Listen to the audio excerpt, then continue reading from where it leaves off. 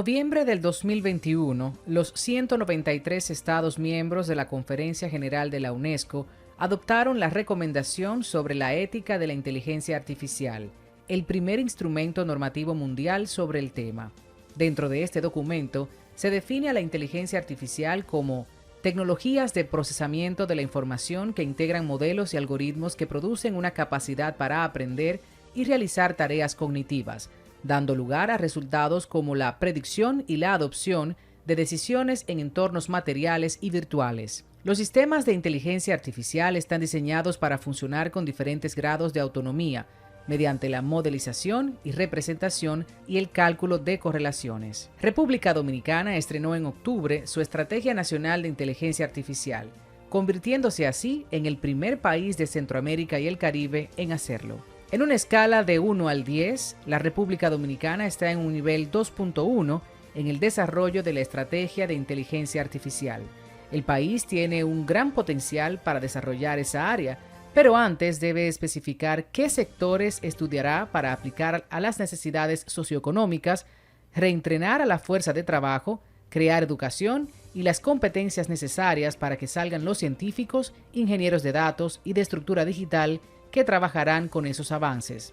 Así se expresó Pedro Uribe, director de Estrategia Digital para Latinoamérica en Microsoft, durante su participación en la pasada sesión virtual del Comité TIC de la Cámara Americana de Comercio de la República Dominicana. Hoy, exploramos este y otros aspectos de importancia en el área de las tecnologías junto a Víctor Corniel, líder experto en dirección de proyectos, tecnologías exponenciales, inteligencia artificial, blockchain, Internet of Things, Smart Cities y apasionado por la transformación exponencial, el emprendimiento e innovación. Estratega con sólida trayectoria en el ámbito público y privado, en las industrias construcción, consumo masivo, marketing y tecnología. Es además ingeniero electromecánico con MBA en estrategia global y certificaciones en inteligencia artificial, ciencia de datos, Build Information Modeling, Design Thinking, economía circular, innovación gubernamental e impresión 3D. Actualmente es Chief Operating Officer del Grupo Corniels y embajador global de Singularity University, participando como experto invitado a colaborar en el desarrollo de la ENIA, Estrategia de Inteligencia Artificial de República Dominicana. Además, se desempeña como docente de posgrado en universidades locales e internacionales.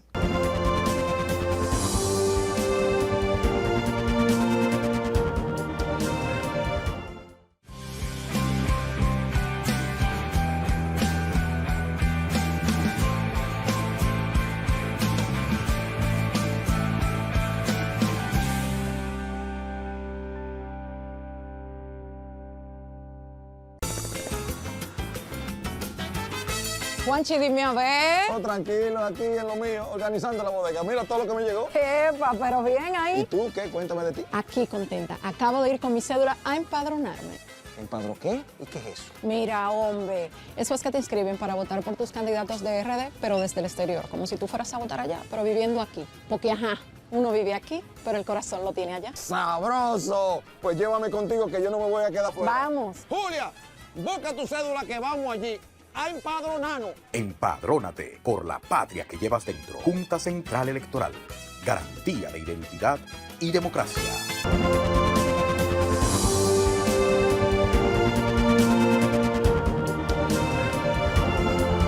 A mí me gusta conversar con gente así, que sabe mucho y quiere saber más.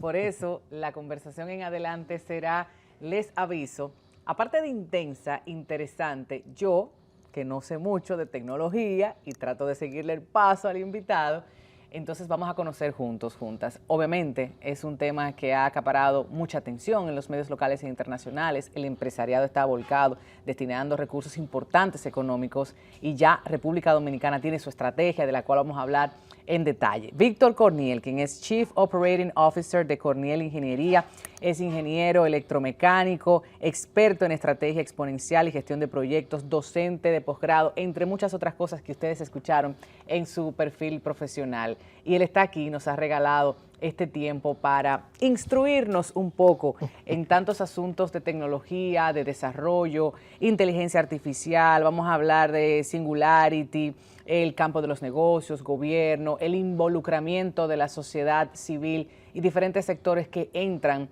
a participar de esta revolución. Diríamos quizás la más importante, porque en esa presentación que vamos a ver en adelante, Víctor, tú decías que el mundo va a cambiar más en estos próximos 30 años que lo que ha cambiado en decenas. En los previos milenios. Bienvenido.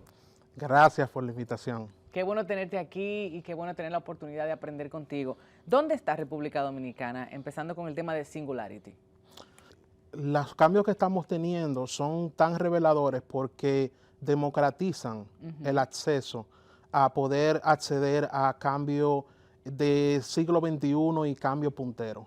República Dominicana, como siempre, aunque con una representación pequeña, pero importante, tenemos un capítulo de la Singular University donde diversas entidades importantes del país, empresariado, sector de academia, sector público, participan en cómo poder dar respuesta a una era exponencial, a una era de cambios acelerados que tiene sus retos, pero que tiene muchas más ventajas que retos. Ok, de las mentes brillantes en ese sector, que estoy segurísima que las tenemos, ¿cuáles serían los factores de los cuales adolece República Dominicana para invertir más y desarrollar a un ritmo más acelerado?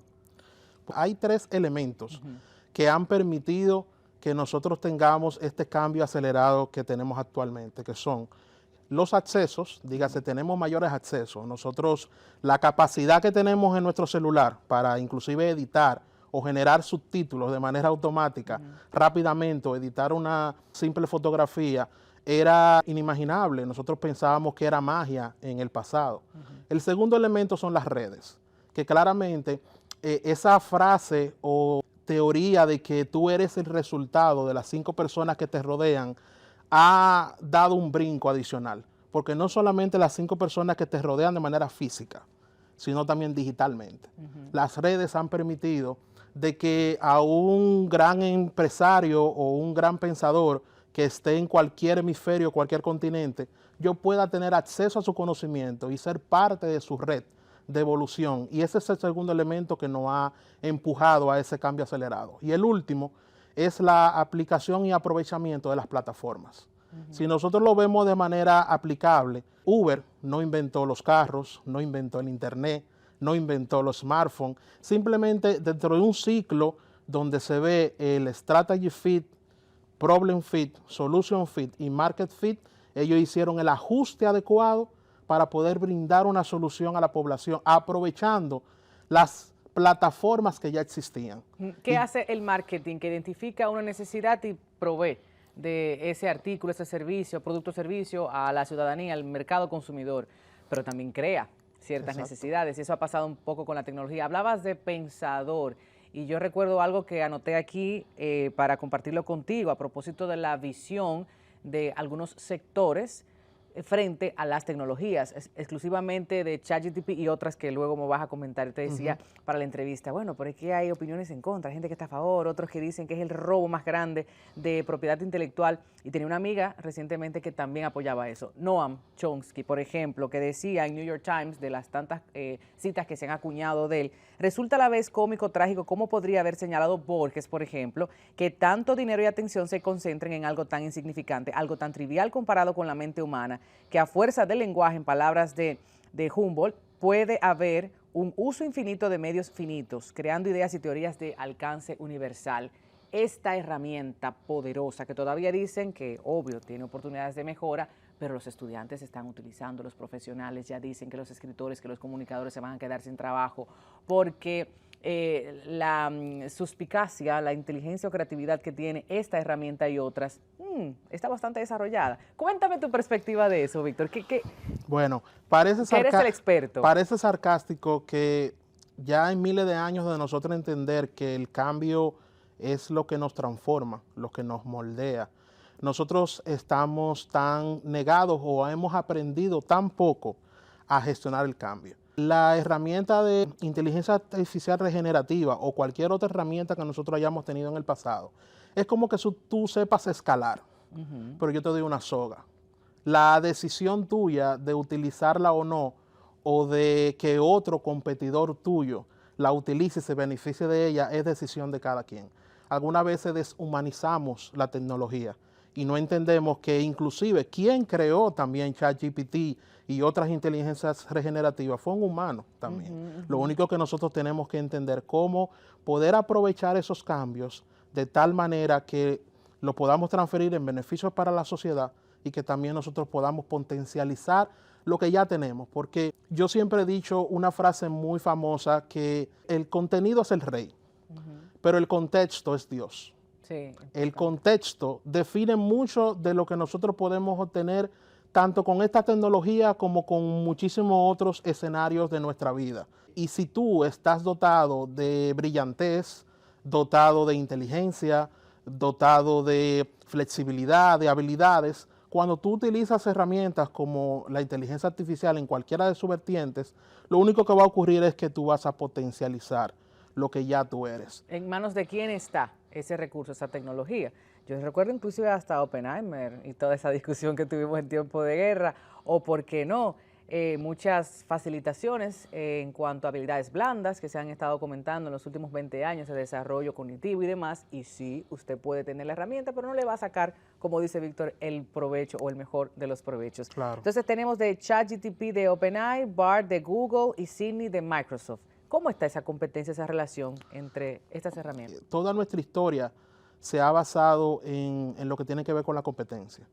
Y por eso inclusive en todo lo que tiene que ver con sesgos de cómo se entrena la inteligencia artificial, o sea que sería bueno más adelante hablar de cómo funciona la inteligencia artificial per se, pero ese sesgo que nosotros tenemos de guerras, competencia y demás, ese mismo sesgo lo atrae la misma inteligencia artificial. Y yo soy partidario de vender, además de que somos dominicanos, que tenemos un arraigo a lo nuestro, que también entendamos que como civilización somos humanos, somos uno solo. Y cuando nosotros lo vemos así, no es lo mismo tú tener una botella de agua y dosificarla en una competencia que dosificarla en prioridad de quien la necesita. Claro. Si tú estás en una competencia y hay 5 corriendo, tú quieres que el que va adelante sea el que beba el agua para ganar. La visión es más colaborativa, entonces. Exacto. Ahora, humana. cuando tú lo ves en función a la colaboración. Pero eso tiene un componente político importante, lo que estás diciendo. Claro que Me sí, encanta. Claro que sí. Cuando tú lo ves desde el punto de vista de colaboración, tú no solamente ves el que está adelante impulsando al cambio, sino también que los responsables de que en los puntos intermedios se genere una mínima desigualdad, también son puntos importantes. Pero dentro de la competencia, increíblemente, Microsoft, Google y otros actores que han actuado dentro de esta competencia, el principal actor muchas veces las personas lo desconocen, que es NVIDIA, que es la empresa que desarrolla los microchips para que este tipo de inteligencia artificial y procesamiento sea posible.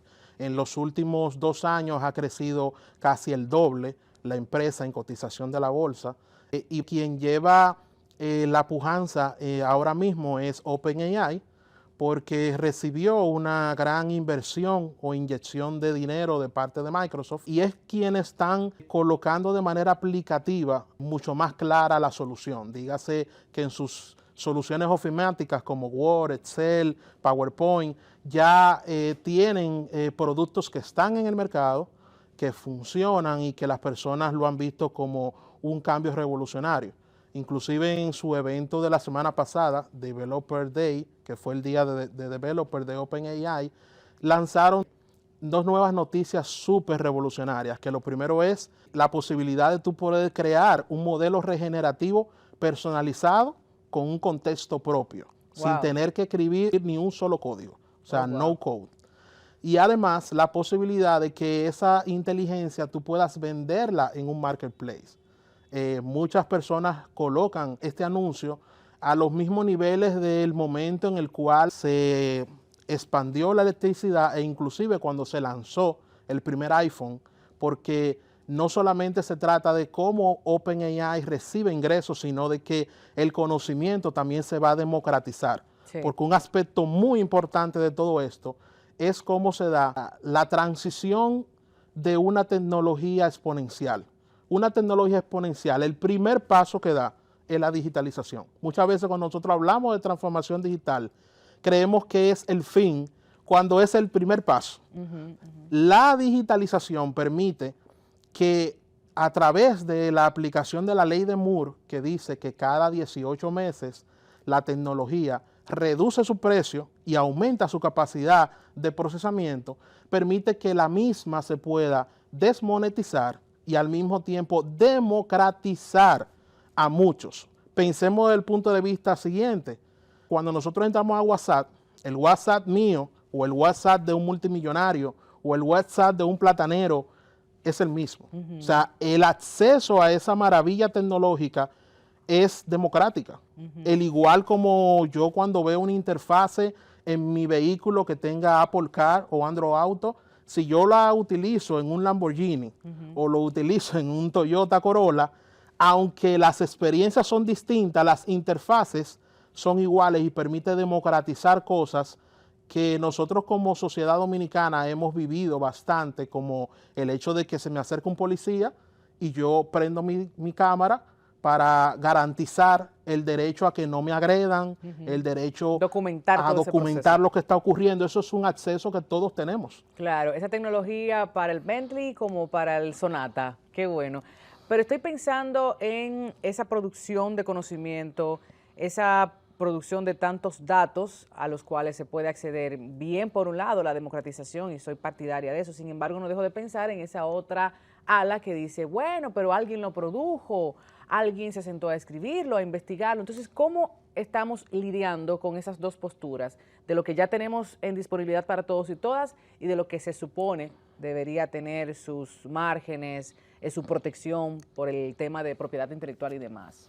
Esa discusión plenamente está comenzando. Okay. Ha ocurrido en todas nuestras generaciones, tanto con la primera revolución industrial como actualmente. Siempre se tiene miedo a lo desconocido.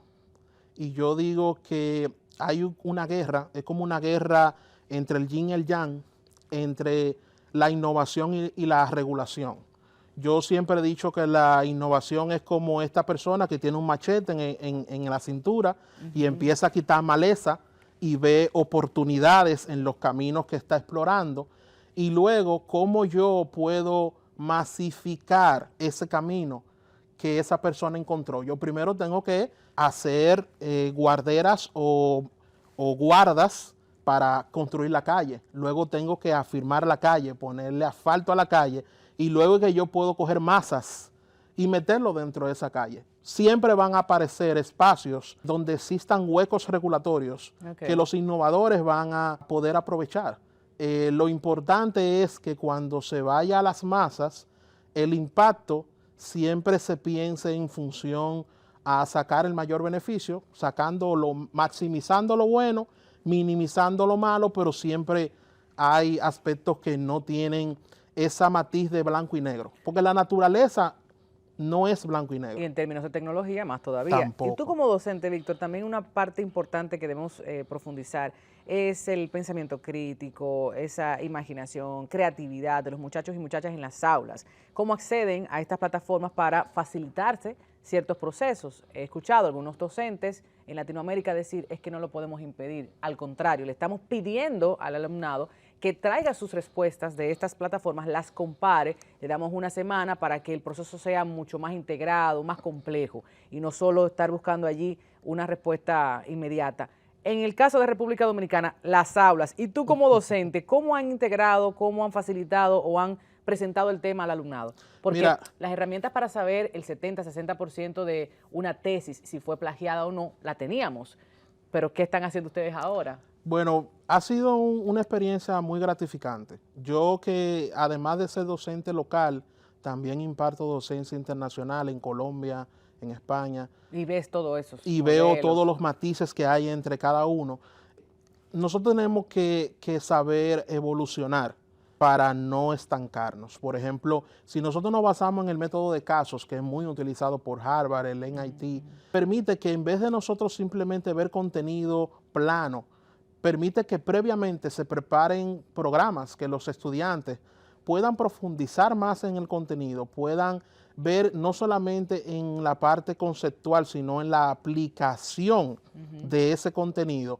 Y el utilizar la inteligencia artificial facilita que ellos puedan tener un mejor entendimiento para que luego en ese debate, en clase, para que luego en esos espacios que nosotros tenemos en la educación superior, pues que sea mucho más vívida, que tenga mucho más matices para que ellos puedan discernir entre lo que ahora mismo es uno de los habilidades súper reseñadas por el Foro Económico Mundial, que es el pensamiento crítico, que es la creatividad, y esos son aspectos que nosotros tenemos que entender que tenemos que como docente cambiar. O sea, ya el estudiante no se le puede enseñar una herramienta u otra. Por ejemplo, yo puedo centrarme en enseñar un concepto, una herramienta, y dentro de un año esa herramienta ser obsoleta. Si no nos adaptamos, estamos llamados a desaparecer. Y hablemos de país en el próximo segmento y hablemos del empresariado, porque uno,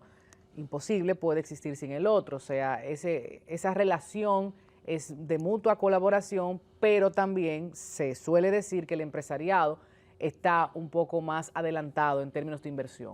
Vamos a ver qué dice Víctor, que es el que sabe. Cuando estemos de regreso, ¿qué dice ahí?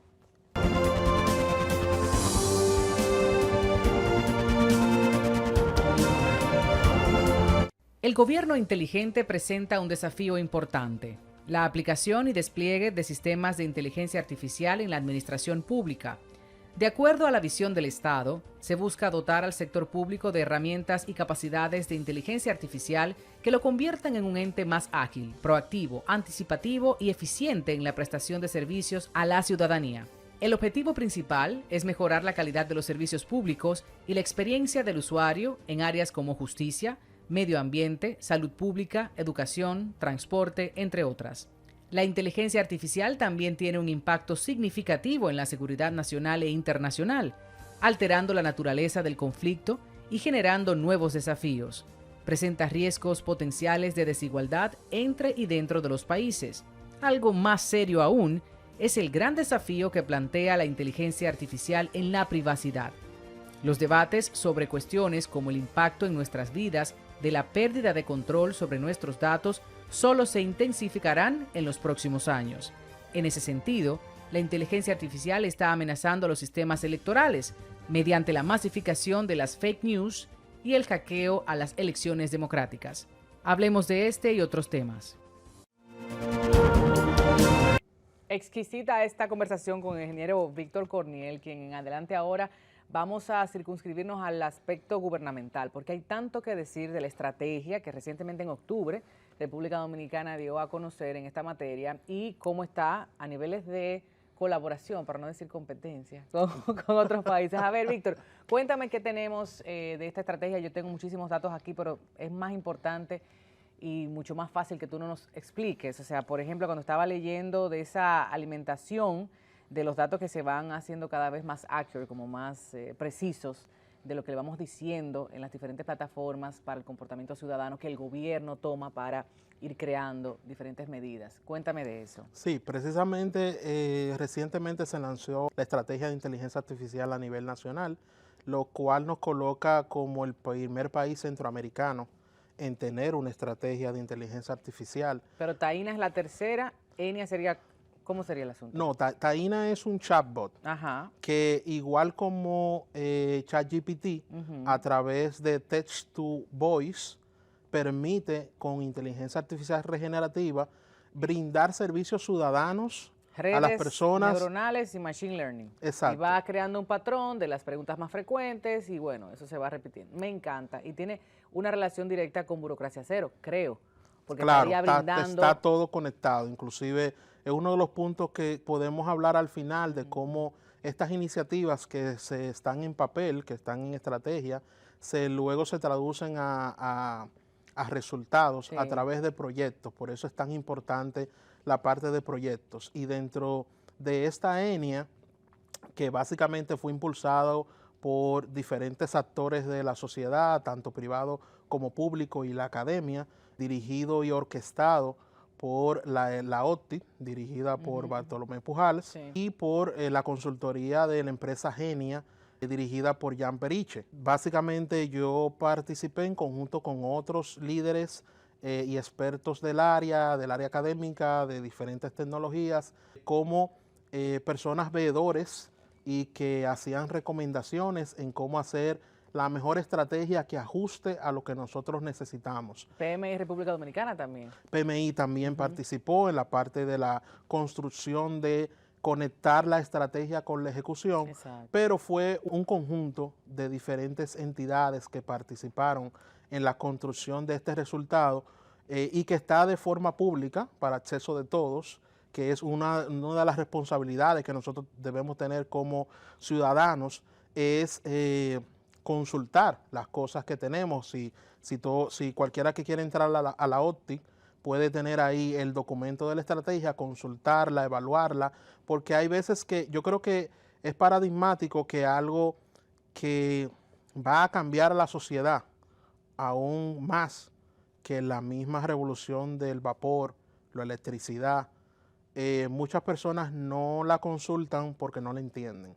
O sea, hay un gran reto ahí en el hecho de cómo comunicar las ventajas, correctamente. los usos, que la ciudadanía se apropie de estas tecnologías, que Exacto. participe y que vaya alimentando de forma recurrente para que los procesos sean más eficientes para Claro. el beneficio nuestro, de la ciudadanía.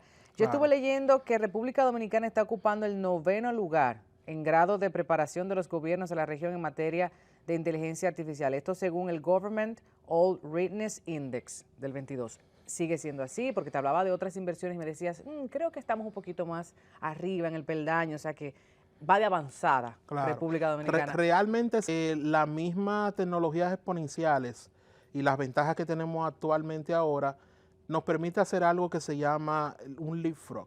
Un leapfrog es que nos permite estar a la punta de la vanguardia de las cosas, aunque no necesariamente seamos un país desarrollado, porque tenemos acceso a cosas que antes no teníamos acceso. La ENIA está centrada en 3 pilares.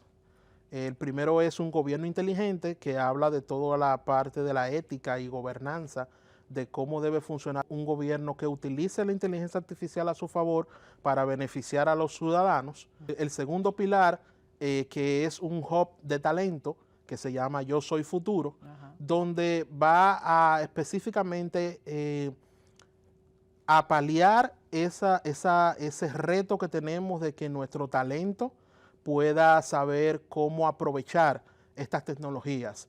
Desde el nivel inicial, desde los niños, con programación, con conceptos, hasta el nivel superior, con becas específicas sobre estas tecnologías y claramente fortaleciendo el que nosotros tengamos talento, que otros países, que otras organizaciones que quieran desarrollar este tipo de tecnología puedan aprovechar. Y por último, el que podamos tener un centro de datos del siglo XXI, o sea, un centro de datos que permita poder aplicar y desarrollar modelos con nuestra propia data, con data que nos permita tener soberanía en ciertos aspectos que tal vez nosotros no tenemos.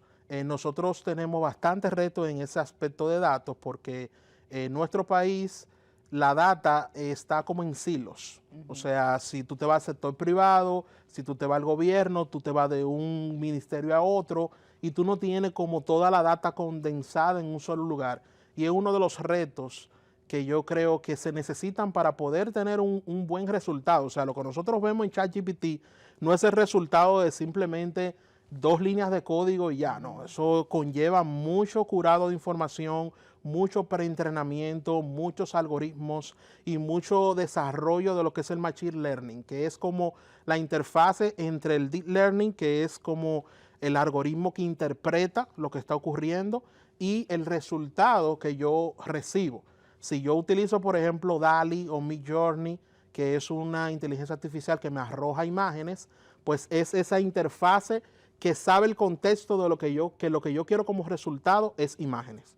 Pero si yo lo que quiero como ChatGPT en tal caso es texto, pues esa interrelación entre los algoritmos y el resultado de texto, pues se necesita curar bastante y desarrollar para poder tener resultados como los que estamos viendo en la actualidad. A mí me sigue ocupando el tema de los datos, porque si bien podemos ir engrosando, alimentando todas estas bases para crear una relación ciudadanía-gobierno más eficaz, transparente, ágil, por otro lado, el otro día leí un artículo interesantísimo de opinión en Diario Libre, disculpe el autor que no recuerdo ahora exactamente nombre y apellido, y hacía referencia a los semáforos inteligentes y esa discusión que recientemente tuvimos muchas semanas. Y bueno, pero a lo que me quiero enfocar es precisamente que dónde dobla, por dónde transita, qué hora, y esa información que probablemente es también muy personal de la movilidad de cada usuario, de cada ciudadano. Esa otra parte de la información que están conservando los gobiernos, y me voy incluso a ese miedo que le tienen a China y que tienen el control de todo y algunas partes en Japón. Dígame usted, porque yo sé que en Israel a mí me pararon una vez en el IAT, joven, deme el móvil, porque lo saqué para hacer una fotografía. Entonces sí, estás observada, estás vigilada, hay un control de tu movimiento, de no solo lo que haces en el espacio público, también privado. Cuéntame de esa otra discusión. Ese es otro de los retos y discusiones que tenemos en la palestra, en la agenda. O sea, es como quien vigila a los que vigilan y qué van a hacer con tanta data. Existe como un celito con eso. Definitivamente la data es el petróleo del siglo XXI. Así es. Y como el mismo petróleo debe tener algún aspecto de regulación, Claro. Para que tanto la privacidad de esa data, el ciudadano se sienta seguro de que esa información se está utilizando en pro a él y no en contra de él, que dentro de la ENIA toca aspectos muy buenos de cómo asegurar esa privacidad. Y son algunos de los puntos que ahora mismo no tienen una definición totalmente clara, pero que envuelve, porque tenemos que tomar en cuenta que la inteligencia artificial es la que ahora mismo está como en la ola. Pero las tecnologías exponenciales son muchas. Hace algunos meses atrás, lo que estaba en la ola eran las criptos, que es otra de las tecnologías exponenciales que se basa en la arquitectura de blockchain. Y yo diría que la combinación o la hiperconvergencia de todas esas tecnologías entre sí son las que realmente están generando un cambio abismal que cada vez va a ser más acelerado. Dígase, en el caso de blockchain, ya los gobiernos se dieron cuenta de que el Bitcoin y que las personas descentralicen el valor es real. Y por eso próximamente podríamos estar viendo lo que son las CBDC, que son las monedas digitales emitidas por bancos centrales de diferentes países, lo cual va a provocar que inclusive podamos llegar al punto de tener dinero programático. En ese sentido, Víctor, ¿no tendríamos entonces que temerle a ese supuesto control de los gobiernos? Porque mientras más digital, automatizado, inteligente, así se coarta nuestra movilidad, nuestra decisión. ¿Qué piensa? Porque yo incluso recuerdo a Bill Jung e Infocracia, que lo menciono mucho en el libro. Pensamos que tenemos el control y tenemos libertad, pero se nos empuja de una forma u otra a participar de las redes, a ceder voluntariamente nuestra información, cuando con un cotejito decimos sí, acepto. 17 páginas de la eléctrica chiquitica, pero nadie la lee. Usted está cediendo sus datos. Claro. No hay nada que hacer. Mira, ¿Quiere permanecer en esa discusión, en ese círculo social digital o no? Pues estas son las condiciones. Es complejo. Nosotros tenemos que empezar a quitar esos monstruos temáticos sobre la tecnología, porque yo no conozco una solución o un impacto más revolucionario a nivel positivo en la humanidad que la tecnología. Poco a poco nosotros tenemos que entender que la data tenemos que utilizarla de tal manera que podamos hacer magia con ella, pero que no nos maniatice ni tampoco nos toxifique. Si tú, por ejemplo, entras a mi Instagram o a mis redes sociales, tú vas a ver contenido valioso, porque yo sigo cosas valiosas. Eso te quería preguntar. Claro. ¿Es cierto eso de que lo que se expone, por ejemplo, en China es muy distinto a lo que se expone en Latinoamérica? Sí, ese es un aspecto que se ha discutido bastante. Muchos tienen sus puntos de vista, pero yo de igual manera vuelvo y repito, en cualquier red social que yo empiece a seguir a un líder empresarial o empiece a seguir a un humorista o una persona que genere contenido de valor, mis redes sociales van a estar dotadas de valor. Todo depende de lo que tú quieres que te rodee. El algoritmo ahí hace su trabajo, te llena de todo eso.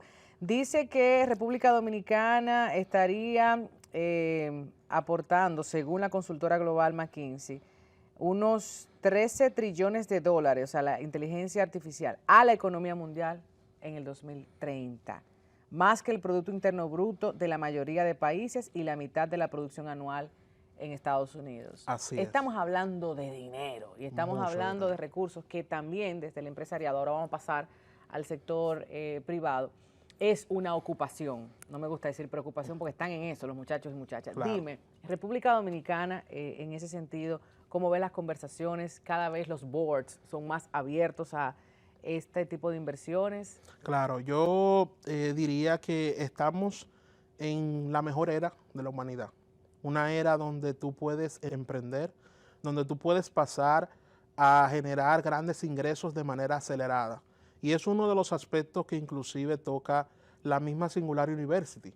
Cómo nosotros cambiamos el paradigma que hemos tenido en siglos de educar a todos nuestros directivos y a nuestra fuerza laboral basado en la eficiencia, cuando actualmente nosotros tenemos que cambiar ese paradigma a aprender a enseñar en función a cómo gestionar el cambio, cómo construir en base a un mundo no necesariamente centrado en la escasez, sino en la abundancia.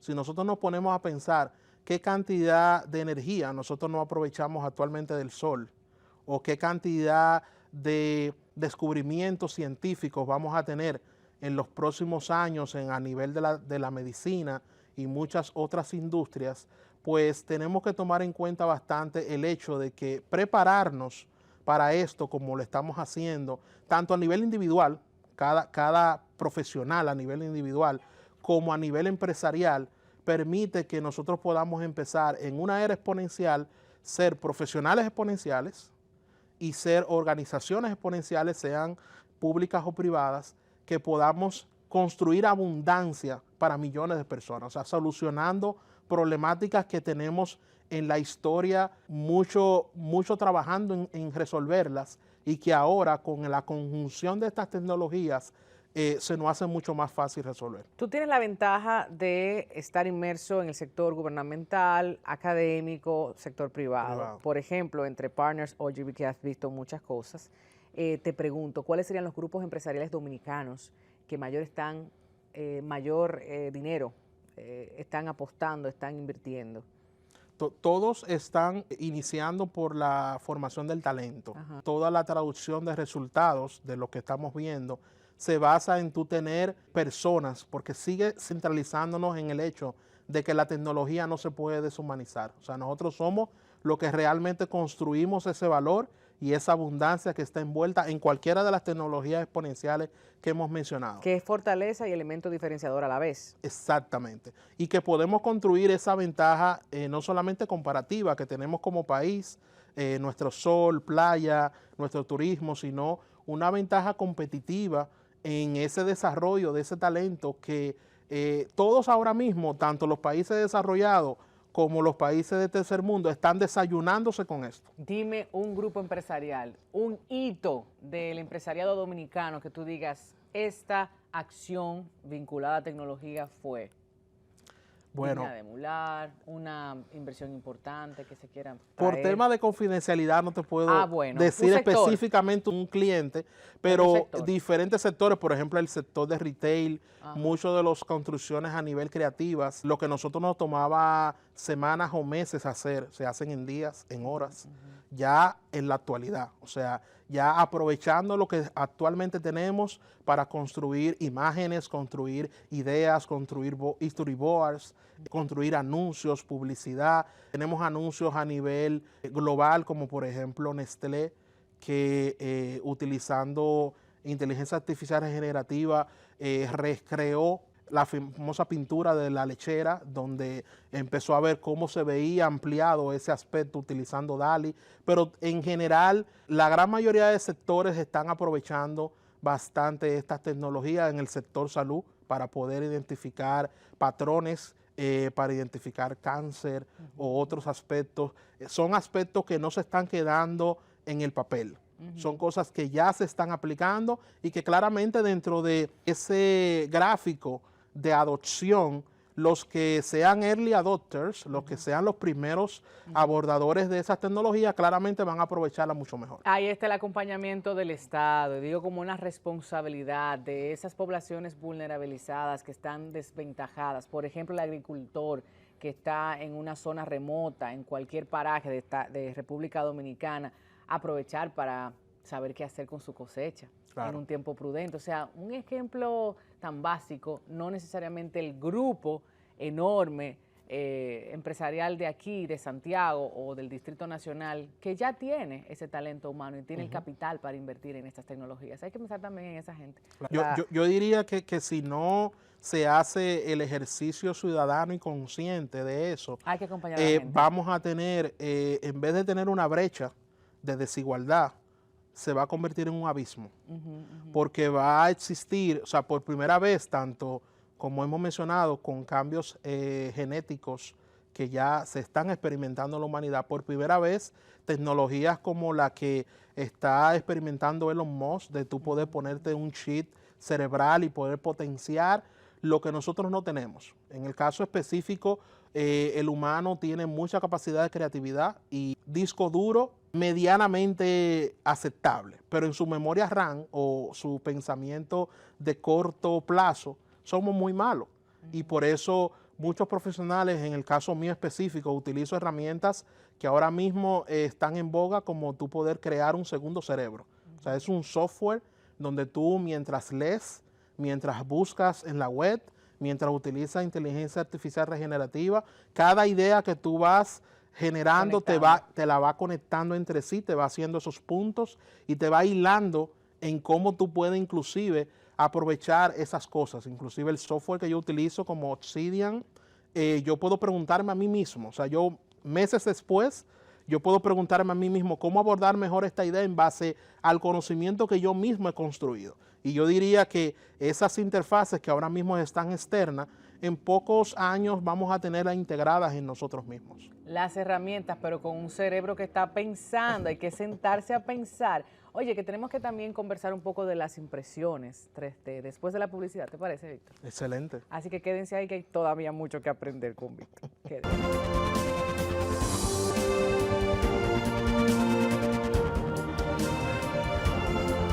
Impresiones 3D y otras tecnologías. Ya casi que nos quedamos sin tiempo, pero hay tanto que aprender que él debería ser como fijo aquí, conversando con Tatiana.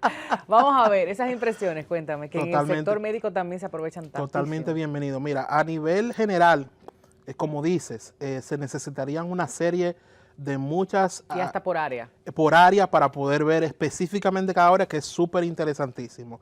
Pero a nivel general se va a generar lo que se llama un project economy, dígase una economía centrada en proyectos. Porque la gran cantidad de actividades repetitivas que nosotros normalmente hacemos en la banca, parte de la abogacía, en el sector retail, todas esas actividades se van a automatizar. Eso no es una cuestión de que yo te lo estoy diciendo como una posibilidad. Eso va a ocurrir. Y todas esas personas que hacían esas actividades repetitivas van a tener que hacer el switch a poder gestionar aspectos y actividades y posiciones que gestionan el cambio, que aprendan cómo gestionar un proyecto. Porque un proyecto, normalmente nosotros los proyectos que vemos a nivel gubernamental con respecto a lo que vimos ahora con la licitación del Intran, sí, que fue bastante penoso el caso, muchas veces nosotros solamente vemos tres aspectos: alcance, tiempo, cuándo vamos a entregar, y el dinero, que siempre vivimos envueltos en presupuesto, se gastó, no se gastó. Pero nosotros como humanidad tenemos que entender que eso que se le llama la triple restricción, ya el PMI como institución global que gestiona proyectos, la ha ampliado y va a evolucionar a ver otros aspectos como la sustentabilidad, la descarbonización, la resiliencia que se debe tener para ese cambio, la agilidad que deben tener las diferentes industrias para poder abordar todos estos cambios que se van a dar y van a ser bastante acelerados. Y ese proceso de innovación, que normalmente aquí la innovación, como quien dice, la absorbemos de países desarrollados, pero que tenemos que empezar a desarrollar nosotros mismos. Y yo diría que esa economía de proyectos va a generar que en la parte de la educación, en la Pucamaima, donde yo brindo docencia como docente de posgrado, va a hacer que una oleada de diferentes profesionales del sector salud, del sector jurídico, del sector de la banca, de las superintendencias de banca y seguros, empiecen a formarse en proyectos porque sus organizaciones se van a ver envueltas en cambios acelerados. O como bien la UAS, una maestría en análisis de data y todo eso que ya en otros países lo están cogiendo bastante en serio. Exacto. O sea que hay que pensar en esa parte. Y profesionales, ya concluyendo, competencias, así como bien has descrito, humanas, tecnológicas, y hacia dónde vamos. Bueno, en la próxima década. En todas las entrevistas que yo he escuchado siempre hablamos bastante de lo que son las habilidades STEM, que están asociadas a ciencias, matemáticas, ingeniería, pero el nuevo paradigma va a exigir que también desarrollemos habilidades como yo le llamo ESI, que son habilidades centradas en la humanidad, en la ética, en la creatividad y en el aspecto de la inteligencia emocional que debemos tener para poder abordar estos cambios de manera correcta, porque esto no es una cuestión de una tecnología.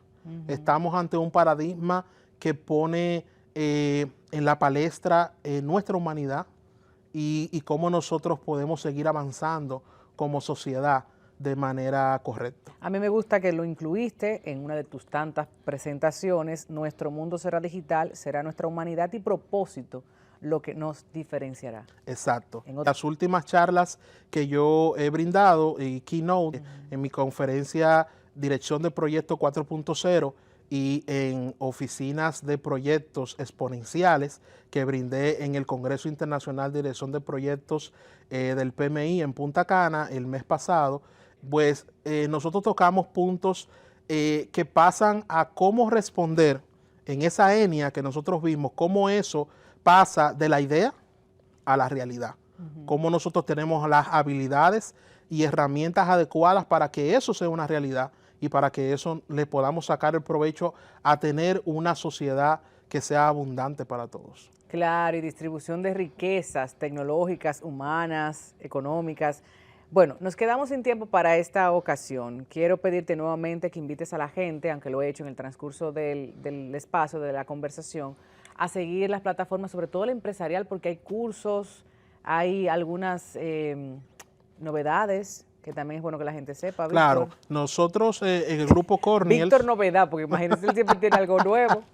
El Grupo Corniel tiene diferentes divisiones. En nuestra sección de ingeniería tenemos soluciones bastante innovadoras para los diferentes sectores empresariales. También tenemos... Hasta para eficiencia energética. Exacto.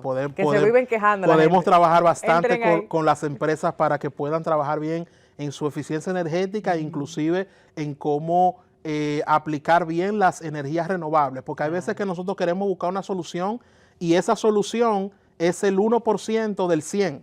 Es mejor tú atacar el 60, el 80% de tu problema para poder tener soluciones efectivas. Claro, de igual manera, tenemos una academia, que es Corniel Academy, que está enfocada en desarrollar profesionales exponenciales y de altos directivos que puedan aprovechar bien las tecnologías y que no se conviertan en un lag o en un restrictor para sus organizaciones en su proceso de transformación digital y exponencial.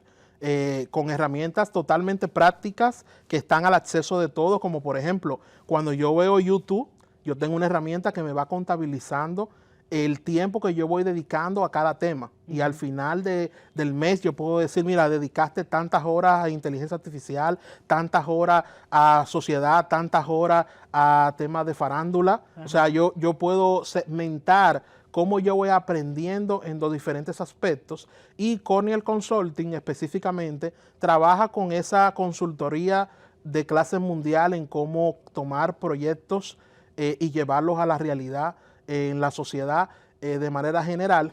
Y por último, Corniel Domotic, que está conectada con Corniel Ingeniería, que lo que hace es automatizar hogares. O sea, permite que tú puedas automatizar la iluminación, que las casas se te limpien de manera automática, que las cosas se conecten entre sí con tecnología que está al acceso de todos de manera asequible. O sea, muchas personas piensan que ese tipo de tecnología... Para millonarios. Sí, solamente para millonarios, pero llámenos. Ya se ha democratizado también. Exacto, en www.cornielingeniería.com pueden entrar y acceder a cualquiera de nuestros servicios que estamos a la orden. Bueno, yo les contaré porque voy para la academia. Ustedes saben que necesito aprender constantemente y qué mejor forma, porque ese es el ahora, no es el mañana, es el ahora.